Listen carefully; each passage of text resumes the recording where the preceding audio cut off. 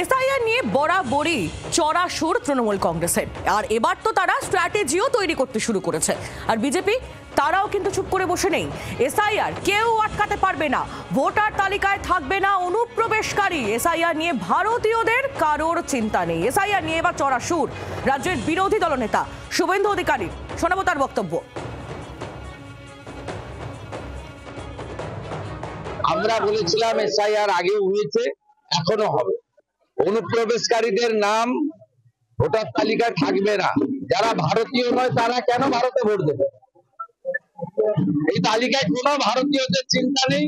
বাংলাদেশ থেকে আসা হিন্দু শরণার্থীদেরও কোনো চিন্তা নেই।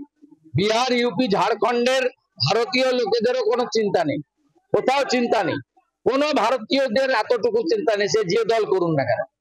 এবং কি ভারতীয় মুসলমানদেরও কোনো চিন্তা নেই।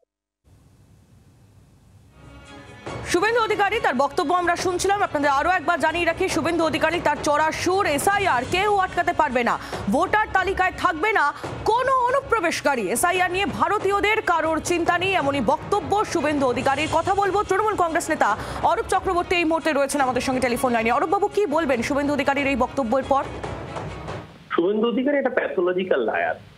ওরা বিহারের ক্ষেত্রেও একই কথা বলেছিল। বিহারও নাকি প্রচুর বাংলাদেশ থেকে অনুপ্রবেশকারী এসে চলে গিয়েছে, নেপালের থেকে অনুপ্রবেশকারী এসছে।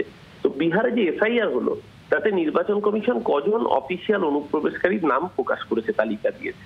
সংখ্যাটা জানেন? আপনিও জানেন না। সংখ্যাটা একবার বলছে 14, আবার কখনো বলছে 40। আমি 14 হোক বা 40, এই 40 জনও যদি আমি ধরি ম্যাক্সিমাম, 40 জনের জন্য 7.5 কোটি মানুষকে নাকে দড়ি দিয়ে ঘুরিয়েছে গত কয়েক মাস। তার মধ্যে 65 লাখ মানুষের নাম বাদ দিয়েছে, 27 লাখ পরিযায়ী শ্রমিকের নাম বাদ দিয়েছে, জীবিত মানুষকে মৃত করেছে। সেই মৃত মানুষ নির্বাচন কমিশনের অফিসে গিয়ে বলছে আমাদেরকে ডেথ সার্টিফিকেট দিন, আমরা যখন মরেই গেছি আমরা তো মৃত, আপনি আমাদেরকে ডেথ সার্টিফিকেট দিন। এই যে কথায় কথায় রোহিঙ্গা, কথায় কথায় পাকিস্তানি, শুভেন্দু অধিকারী তালিকা দিক না অফিসিয়ালি, সব বড় বড় গরম গরম ডায়লগ না দিয়ে অফিসিয়ালি তালিকা দিক না।